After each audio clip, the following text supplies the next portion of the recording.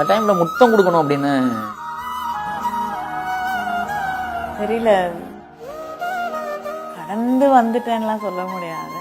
அவர் இல்லாத ஒரு வெறுமை அப்படிங்கிறது நான் ஜெயிச்சிட்டோம்ப்பா கேஸ்ல அப்படின்னு சொன்னப்ப அடுத்த நிமிஷம் அவர் கேட்டது பேராசிரியர் எங்க. அண்ணனுக்கு இருந்த அந்த பொறுமையும் அமைதியும் தெளிவும் எனக்கு இல்லை. எனக்கு நிச்சயமா கோபம் வரும். அரசியல்ல இமோஷனலா தான் பார்க்க முடியும். பெரியாராக இருக்கட்டும், அண்ணாவாக இருக்கட்டும், யாராக இருந்தாலுமே அந்த கோபத்துல இருந்து தான் அது நிக்குது.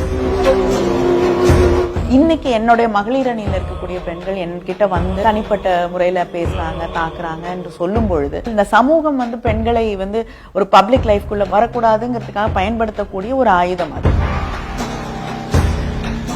பட் இதெல்லாம் நீங்க கடந்து போக வேண்டிய விஷயங்கள் தான். என்ன பண்ண முடியும்?